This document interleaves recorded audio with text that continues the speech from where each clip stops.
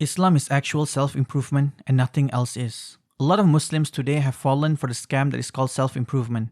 Self-improvement as it is known today is a broad term which make up a lot of different aspects such as mental health, productivity, fitness, finance, red pill, and whatever else that you can latch onto to give you temporary pleasure and satisfaction so that you're not miserable in life.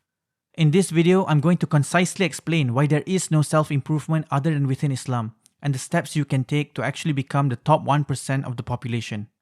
First, let's address why there can't be any other self-improvement other than within Islam. The problem with misguided self-improvement is in the name itself. The word self implies that the individual is what is focused on. It's a form of self-worship, stroking our own inflated ego. As Muslims, we know that our only purpose of existence is to worship Allah. As I explained in my previous video, worshipping Allah means doing anything that pleases Him for His sake alone and in accordance to the Sunnah of the Prophet, peace be upon him. So true self-improvement is shifting the gaze from the self and onto our Creator. If you don't do this, then you're just wasting your time and ultimately your life. Second is to understand the end goal. Misguided self-improvement is focused on this worldly life. The measurement of this false self-improvement is based on how well you can succeed in the dunya. If you make a lot of money, if you look good, if you sleep with a lot of women, if you're smart at secular and worldly knowledge, and the list goes on. Yet, none of these things are actual indicators of true success. As Muslims, we know that ultimate success is fulfilling our purpose and passing this test that is our worldly life and attaining paradise. And above all else, seeing the face of Allah. So what's the measuring unit of true success? It's Iman. We know that Iman increases and decreases. It increases with good deeds and decreases with bad deeds. So true self-improvement is attaining high Iman so that you eventually reach the level of Ihsan. Ihsan has two levels. The first and best level is to worship Allah as if you see Him. The second level is though you can't see Him, you know that He sees you. Our Iman is directly proportional to our closeness to Allah, which in turn indicates our status and rank in His sight. Third, Allah didn't just give us an instruction manual on how to live our lives. He also gave us the example on how to apply those instructions within the character and life of our beloved Prophet, peace be upon him. So actual self-improvement is confined to adhering to the Quran and Sunnah of the Prophet, peace be upon him, based on the understanding of his companions. Finally, the key to unlock all the gates to actual self-improvement is knowledge. Not secular or worldly knowledge that you learn in school, though they may be beneficial if they serve a benefit to the Ummah. The knowledge I'm talking about, which is the most superior of all, is the knowledge of Allah and His deen. Without this knowledge, you can't worship Allah in the way He deserves to be worshipped. Why? Because you don't even know who He is. You don't know His names and His attributes. How are you going to properly actualize Tawheed, which is the oneness of Allah, without this knowledge? How are you going to get closer to Allah? Can someone get close to a being they're not familiar with? I don't think so. Without knowledge, how are we going to have the motivation and patience to strive towards our final destination? Let me tell you the only productivity tip you'll ever need in life.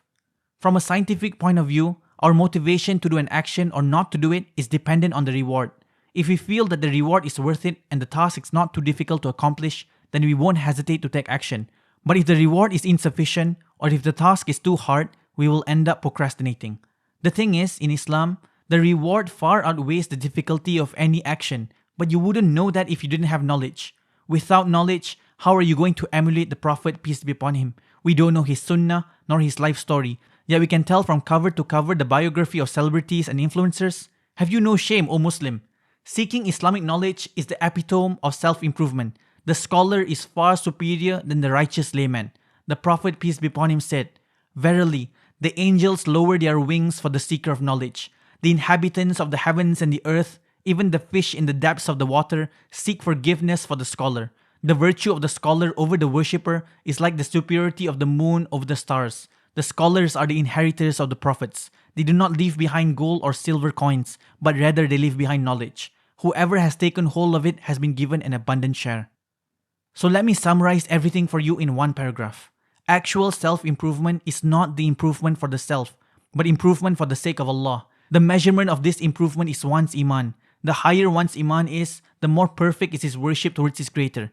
This leads to a higher status in the sight of Allah, which means closeness to Him and potentially a high spot in Jannah, which is the ultimate success.